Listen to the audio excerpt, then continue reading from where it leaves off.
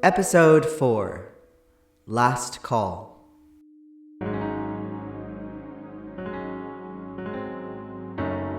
This has been you the whole time,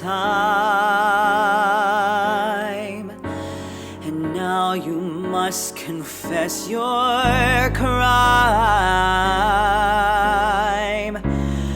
No hiding from the image that's come clearer. Look in the mirror.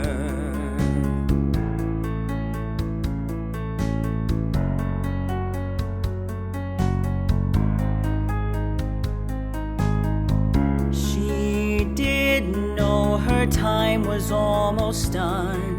She would have had more fun, or lived before she jumped the gun. Got caught up in the lights, the beat, the sound, just couldn't find the ground.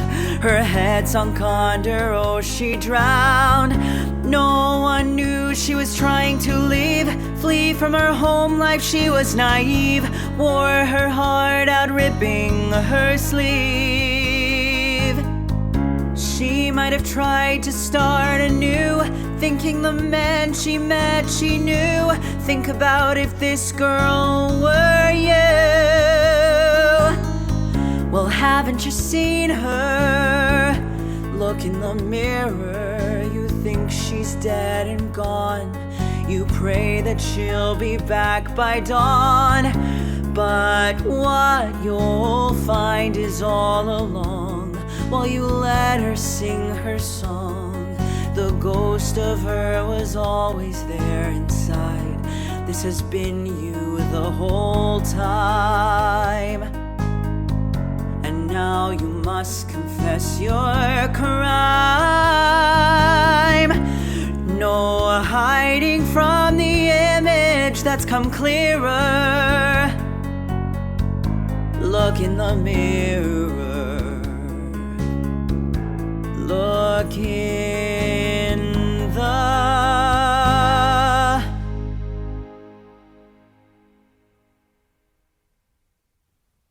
Well, after that night, after that mysterious fire at David's, I never went back to the village again. I ran as fast as I could. I had no idea where, just away from anything that reminded me of that place, those people, that towering fake marble statue. 1 a.m., January 1st, 1979. I speed as fast as I can through alleyways and dimly lit side streets to get all the way to my apartment. I open the door, grab the emergency $40 I keep under my mattress, throw on my oversized black jacket, and run out the door. And I continue to run, and run, down Yonge Street until I have no idea where I am, until no one has any idea where I am, and no one recognizes me. I get dirty stares from partygoers finishing off their New Year's Eve. I see a payphone. I dig into my pockets for... There. Here it is.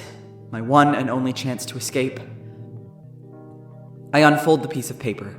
It has ink splotches that never dried from the fax machine. I dial a number that I never have before.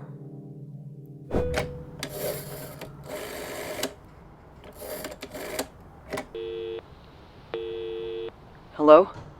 Angie? Yeah, it's me. It's Dee. I'm wondering if you have that new place of yours yet? Do you think I could stay with you for a bit? Things are just getting a little dangerous for me down here. Look, I'm not proud of this, okay? Yes, that was a shitty move. A very shitty move. I just ruined the lives of all the people I spent the last year with. And I loved. A lot. But I hurt them. More than just hurt them. I got official word that Basil was dead when the Toronto Star reported on the fire. When people kill people in the village, the paper won't say a word, but when a fire does, I guess that's what it takes. A fire for people to care. Never heard from Sybil again. I don't deserve to. They were really just caught in the crossfire, no pun intended, and got shot. But I really did have such a love for them. So much. I hope they're doing well. I really hope they started music again somewhere new, and got really big. Saw all of their biggest cosmic dreams come true. But then again, what hope is there for someone like them? I don't know. I wish I had more of it. And there was one more person who remained, who I knew was alive and well, and who, after all these years of thinking things through and remembering and analyzing and scratching and clawing and everything that happened at David's, everything that happened after my picture went up on those dingy gray walls, it all came down to one person. Henry. Now, after all of these years, I had to see him again. One last time. To tell him, or ask him, to kill him. I was going to kill Henry for everything he put me through, for all of the torture and trauma I endured during those years, and all the torture and trauma that still permeates the walls of my brain like a fog that won't escape, that blinds me, that makes my impulses thirsty to see suffering, and shows me the world in a way that I hate. Shows me the world in a way that makes me hate and do very bad things, just like him. That makes me just like him. I was going to kill him. After I spent time away from all human contact, hiding at my sister Angie's when she moved to Edmonton, I tried to live a normal life again. I tried to go out, see people, live a life adjacent to the one I could have lived in the village, without the, bad stuff. But that wasn't possible. See, every time I tried, I would be fine until I would see someone just like me. Someone young and innocent in a gay club. Someone who looked like they were running away, who was there for the first time. Someone looking for a safe space to finally be themselves in. As soon as I saw it, I had one bad desire. And there it was again. Dorian? Back. Dorian. Again. The voices telling me to. Not stopping unless I... Fuck you, Henry! Fuck you! No!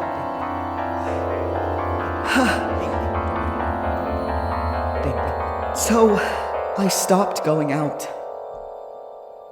I shut myself in like a gay hermit of some kind. Years went by, 30 years. I watched out my window, and not in a romantic way, in a sad, rotting away kind of way. But at least I was alone. At least nothing existed that could remind me, could tell me that I even really did live a life before now. That I knew Henry. That I killed Basil. That David's was even a real place. That the picture of me ever existed. And that it was not just one big, fucked up nightmare. Until something called the internet started to emerge. And I got a Dell Inspiron model 1525 T5750 and learned about a website called Craigslist.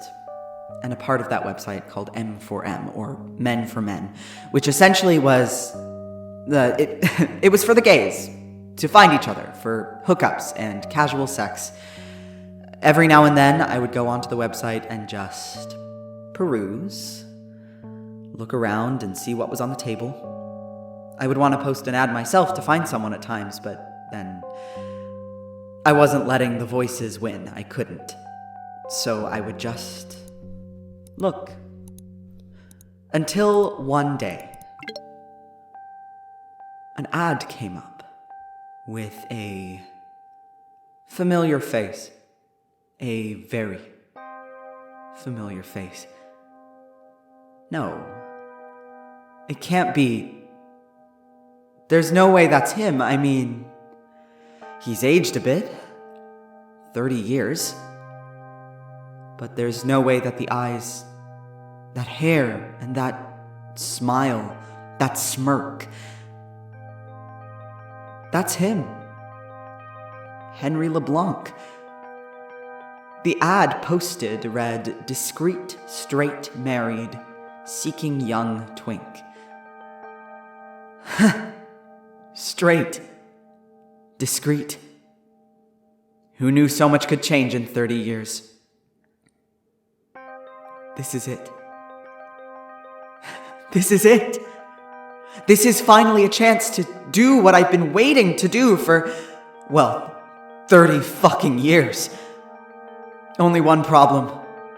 See, I don't know why, but for some reason, due to what I assume has to be some charm worked on that picture of me, I still look 19, the same age I was when that picture was taken. I haven't aged at all, and how would he? Doesn't matter. I'm doing it. I messaged back to his ad. He was interested. I didn't use any pictures of my face, just my body, as is usually the case. He wanted me to meet him in this motel room that he got near Dundas East to be discreet. Said he didn't want his wife knowing. I don't know if this is all a little act, or I don't know if it's even really him. But I need to find out if it is. And I needed to make him pay. And so, we find ourselves at the beginning of today, at the hour of when I was still alive. April 13th, 2008. Me standing outside door 288, waiting to see the prince of the evening. Knock, knock. Picture Boy 79? You know it.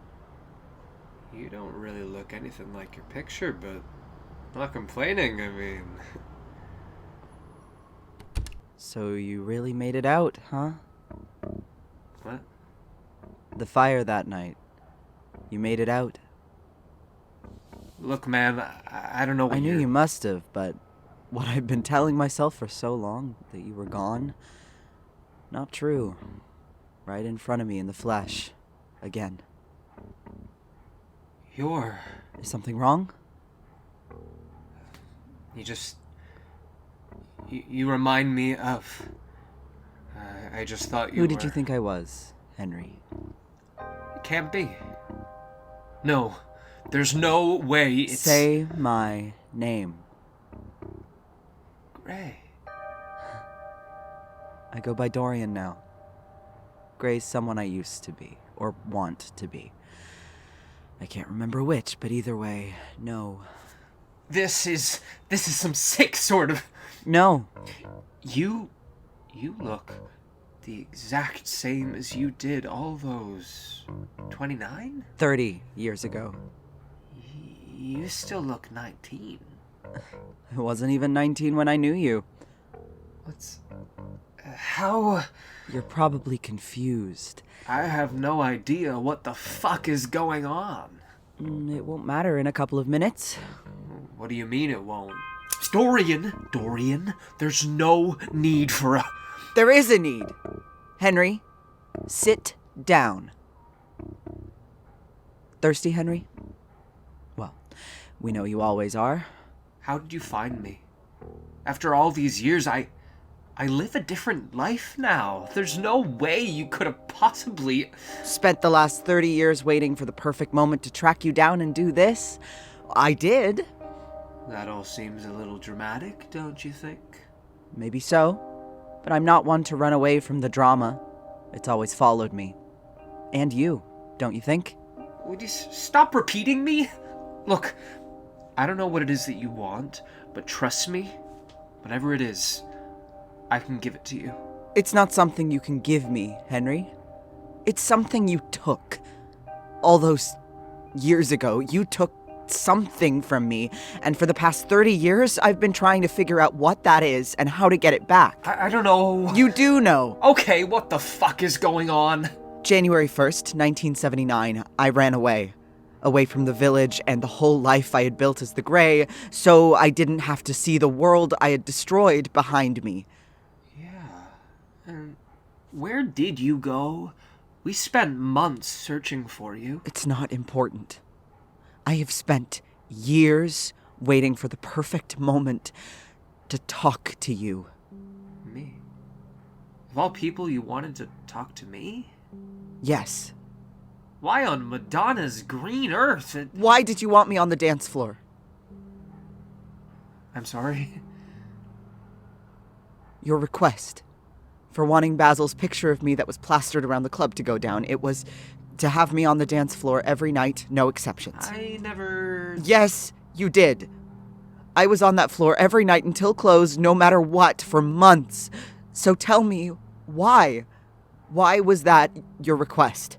Dorian, You might want to answer before things don't look... Okay, look, can you put down the knife? If you want to have this conversation, I'll have it. I'll do whatever you want. Just put down the knife. There. Right between us. I won't touch it. I said it to you when I first met you, kid. You're everything I could have been. No, you were everything I wished I was. And what does that have to do with the floor? There was a life I never lived when I was your age. There was a life I was so petrified to live. I'm still petrified to live now. I could for a while, but not that Okay. I wanted you to do what I said because I wanted the best for you. I wanted you to live the fantasy, live the rock star life you were dreaming of having. And maybe I got carried away in the process. Maybe I liked something that gave me. Me being able to give that to you. Making your dreams come true. You didn't do that, trust me. I didn't? Never? Dorian, I did a lot of things to you, and yes, I'm sure I hurt you in ways, but I never made you feel like a star? You can't say that to me. You can't say that I wasn't the one who made you feel beautiful performing on that stage every night with the whole room of people screaming your name. That wasn't you, Henry. That was me. I was the one who made that happen for myself. Don't you try to tell me The Grey would never have existed without me. I don't know who that is anymore. And I'm not sure if I ever did, and I'm not sure... No, I don't want to remember whoever that was. Well, I sure do, in capacities. Hell, the Grey burned down my goddamn life. That was fucked, but I don't want to remember him like that. I want to remember all the good things he did for me. No. What we shared. No. No, you're doing it again, just like all those years ago. Jesus. What am I doing? Conflating the bad with the good. Showing me the beauty always, even if it's hurtful, even if it hurts. You made me hurt people. I never made you do anything. No, but you made me think this was normal. What? You made me believe that controlling someone young who doesn't understand the inner workings of even themselves yet, you made me think that these power games and kisses on the cheek, that this was all normal. And after 30 fucking years of thinking every day where things went wrong, how they went wrong, it all comes back to you, to what you made me fearful of. So I scared you. You didn't just scare me, Henry. You haunted me into believing that I was on an ever-descending scale towards the ugly, and if I ever somehow became less beautiful than that goddamn picture, that all I had would go away. Here you are, looking just as beautiful as you did back then. Maybe even better. You drove me mad. Petrified every single second that I would get less beautiful? Dorian, there are bigger issues. Oh, yes, there are. Because what did that make me do? Give in to pleasure, just like you said. The only way I would be able to keep that youth, that spark in my eye, and look where it brought me. To more pain, to hurting and killing innocent men. What does that have to do with me? I know it was you. You even told me. Every night you would slam me with alcohol, with drugs, with substances that I couldn't even pronounce. You weren't denying Because I me. didn't think I had a choice. And by that point, I was in so far deep that I couldn't... Pull yourself out, Dorian. You can accuse me of a lot, but I will not sit here while you try to tell me... You were everything to me, Henry. Don't you get that? I worshipped you in every way. You know what? There was a point where I thought you gave me everything, that you were the one who started my career, that I should be eternally grateful to you, and I was. I would do anything for you. But more than that, you were my home. You made it seem like you knew exactly where I came from when I was 19 and running away from everything I knew. You made it seem like you were my new family, like you were my only support, like without you, I wouldn't belong, just like I didn't before. And my shows, telling me my shows weren't filling up anymore when I saw with my own eyes that they were, which only made me go harder on the floor each night, which only made me believe I wasn't good enough. But you wanted me to think that.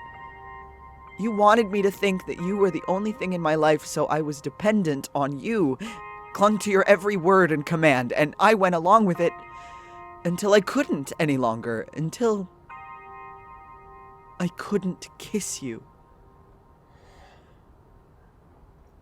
So that's what this is about then? Is it? So, tell me why. Not an easy question to answer, Dorian. Then start with this. Why are you straight? Two very not easy questions to answer. Pick your poison. Well, I was scared, Dorian. You were scared. Scared of what? You've been around, Dorian? Well, no, apparently not. It's not been good, to say the least. After the club burned down, I really had nothing. Dealt with big trouble during the insurance process, basically lost any returns, and ended up back at square one in my mid-30s, at the beginning of the 80s. And people thought that I was the one who did it, you know? That I set the place on fire to get the money for it. Those bastards shunned me from my community.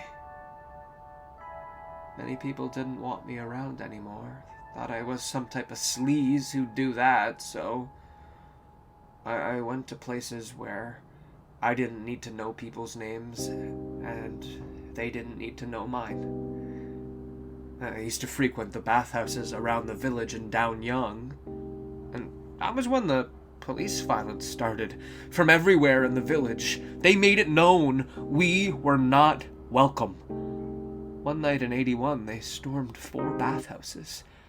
Cops started coming in, dragging guys out by the neck, naked. One of them grabbed me while I was in one of the showers with another guy.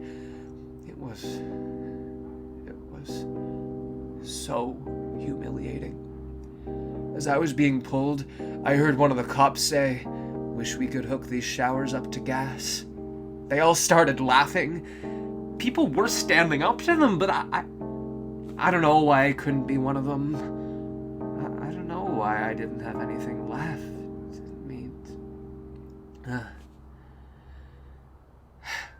A couple years later, the deadly virus started to take over.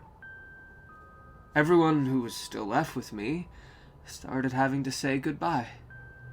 One by one, AIDS was taking everyone from me. Just like the cops had, just like David's had, just like...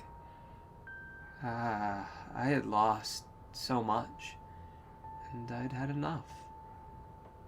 One of my only friends at the time had this very humble funeral planned by his chosen family. His real family didn't even show. They had turned their backs on him after he got sick. The funeral had just finished, and I was sitting on a bench outside the cemetery entrance with this beautiful flower arrangement that was taken off his coffin after the ceremony. And this unfamiliar black car came up and started to take the flowers away, putting them into their trunk. I got up and said, "Excuse me, those are for... You can't have those." They said they were bringing them to the grave.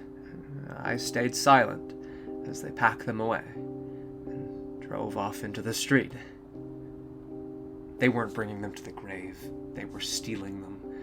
Bringing them to someone else's grave because they couldn't afford their own. Wanting them to have them... I have no idea. But in that moment I realized if I didn't get out, someone was gonna steal my coffin's flower arrangement, and no one would be there to stop them. So, I left. I ran away to the burbs. I met a girl through my new job in finance at an accounting firm. We got married, and the next year we had a kid. And another one a couple of years later. And I pretended like the life I lived before never happened. That if I closed my eyes hard and thought about it hard enough, I could convince myself it was all a dream. And instead, I live a life of Craigslist ads and discreet motel hookups. A life in the shadows. It's just... I feel safer this way. Does that answer any of your questions? Henry, I'm sorry, but I still don't know why you... What? Or acted the way I did? There's no real reason. I'm sorry?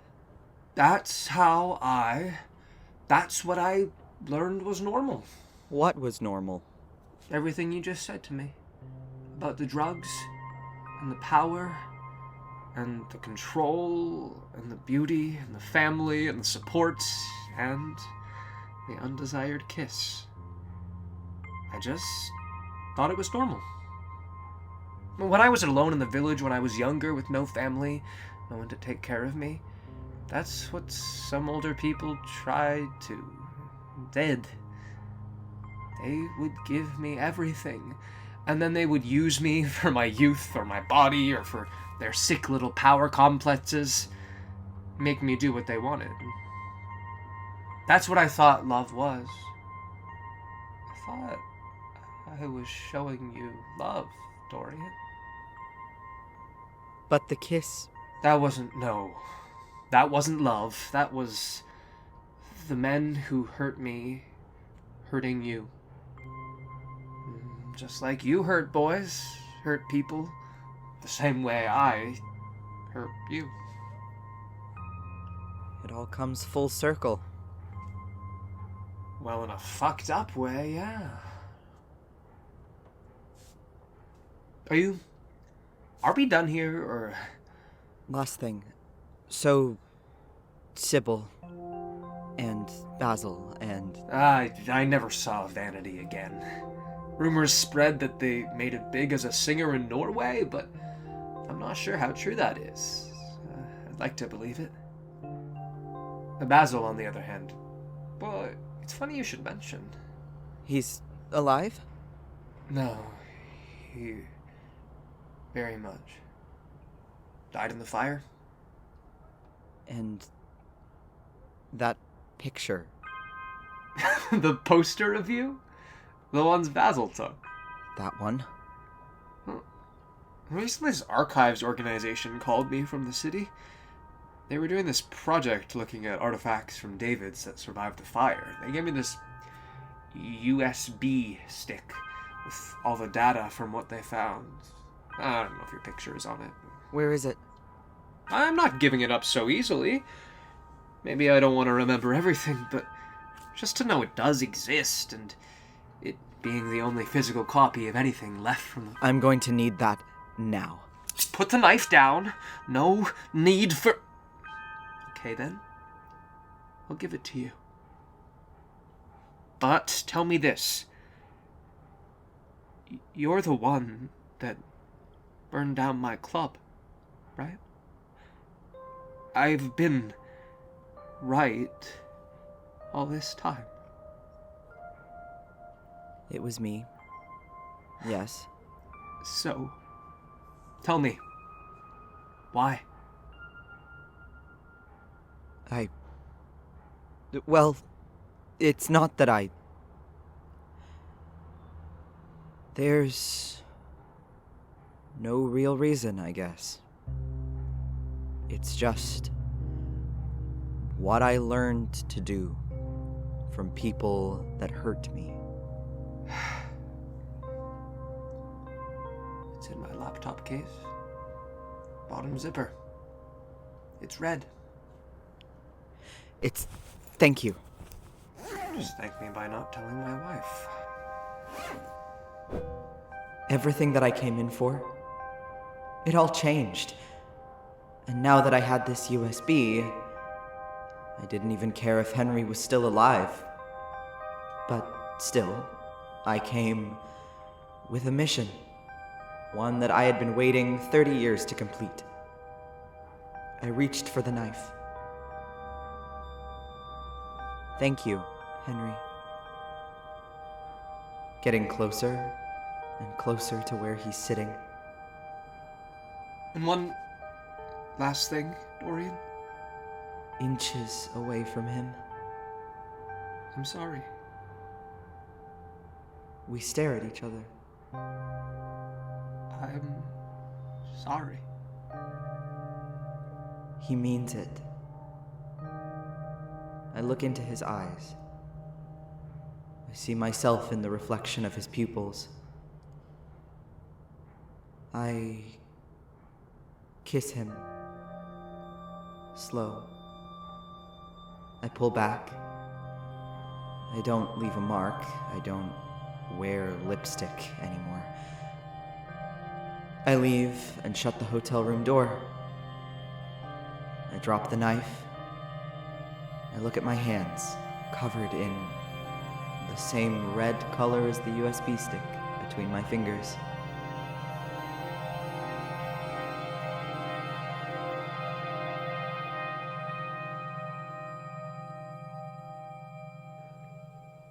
So there I sat in my newly moved into shitty apartment by the Queensway. Not a single piece of furniture but a desk to hold my laptop. I swallowed. I didn't want to see it. I didn't want to know if it lived. It couldn't have. There is no way that my picture could have lived through the fire I set to destroy it. No, there is no way. I slide the USB slowly into the slot. Nothing. And there it is. A folder titled David's Disco 1978 Archives. Words I usually hear ring through my nightmares. I swallow again, drag my mouse over the box. There is no way.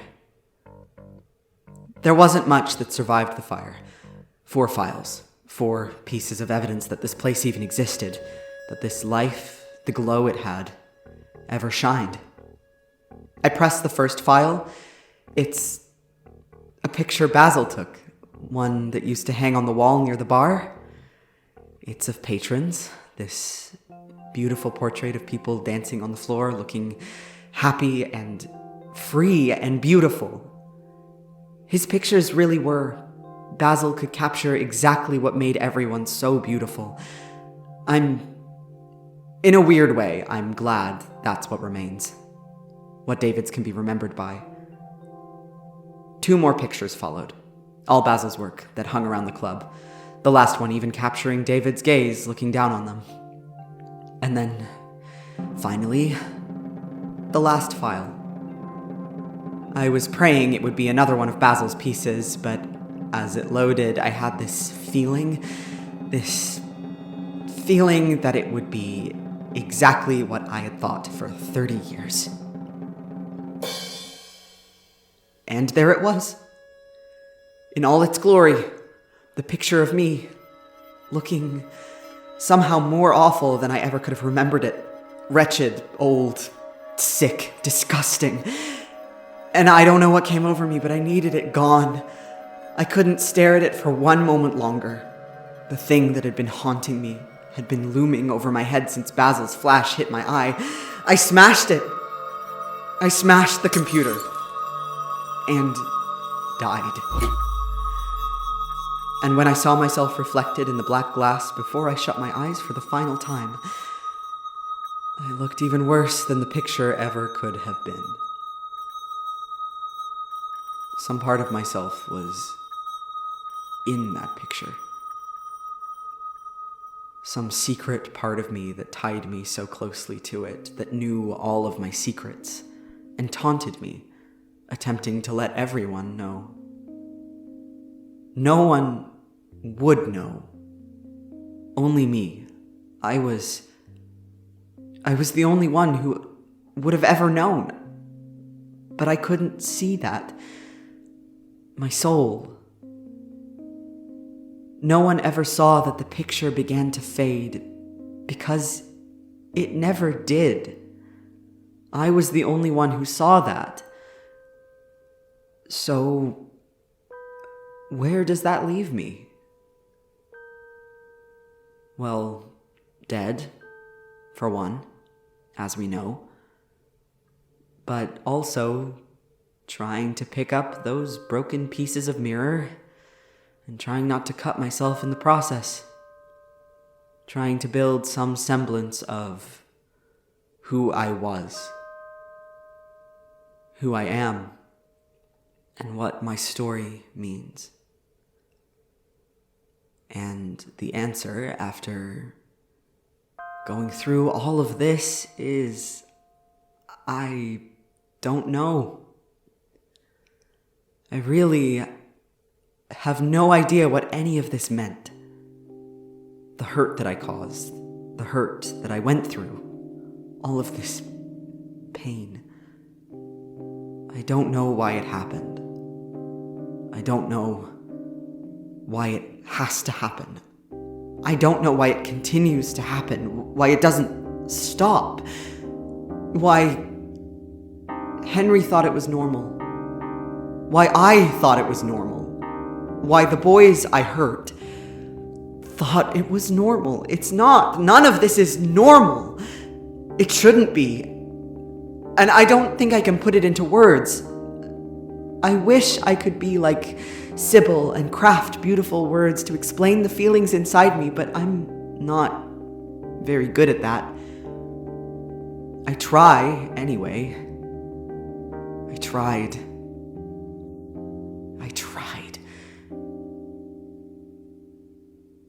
Look.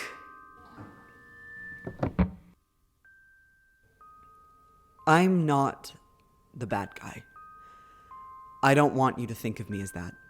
I did fucked up things, awful things. But what I am is someone who tried. An outcast who tried to get out, to escape, To search for a life beyond the one I lived in before. To search for family and joy and home. It came with a cost, but it doesn't need to. It really doesn't. None of this ever had to happen. If it weren't for the shadows, I wouldn't have hurt. No one would have. Henry, Sybil, and Basil. If it weren't for hiding in corners and burying darkness from a world that doesn't want you to exist. Fuck the shadows. No one should have to live like that. No one should have to live like this. I should glow. Proud. We should glow.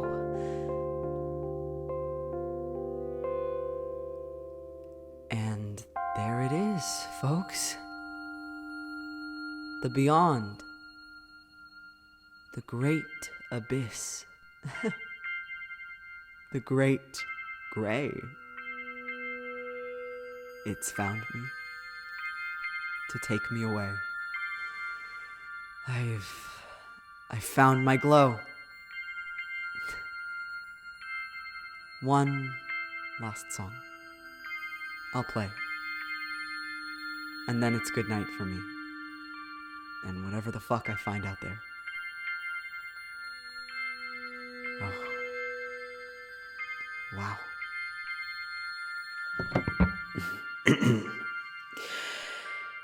Ladies, gentlemen, those who glow in all gender identities, give it up for my band! And me. Here is my closing act, my last call.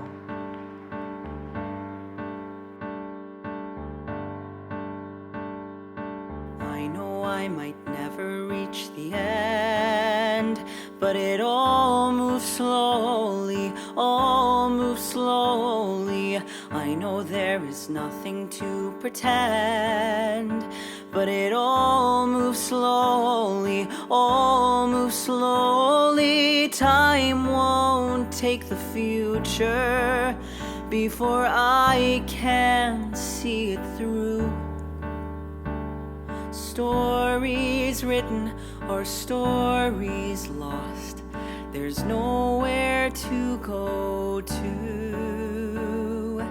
I may never meet my perfect end, but it all moves slowly, all moves slowly. Spent my whole life trying to pretend, but it all moves slowly, all moves slowly. Now there's something different.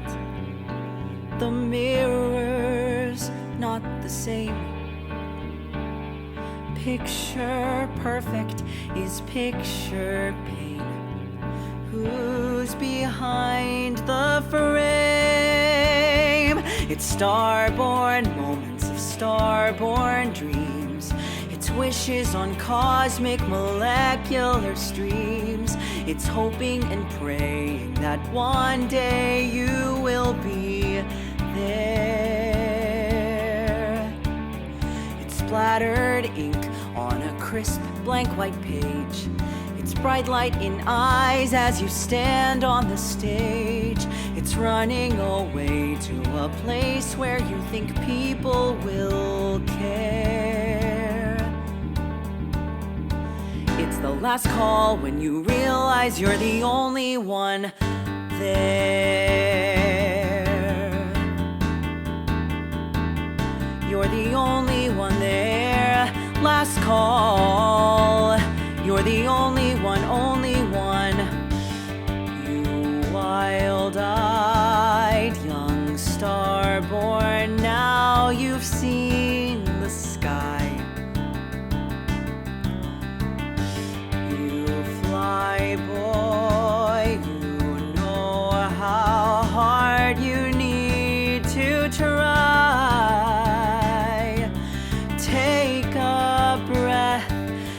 start out small. Step out the door and take it all. The sun, the moon will always be above. You found yourself in soaring space, the world around you. Now you can face your starborn moments of starborn dreams, your wishes on cosmic molecular streams. You're hoping and praying that one day you will be there. You're splattered ink on a crisp blank white page, your bright light in eyes as you stand on the stage. You're running away to a place where you think people will care. You're the last call when you realize you're the only one there. You're the only one there. Last call. You're the only one, only one. You're the last call when you realize starborn. You're the last call when you realize starborn. You're the last call when you realize starborn. You're the only one there. Starborn. You're the only one there. Starborn. You're the only one there. Starborn. Last call. You're the only one, only one. You're the only one.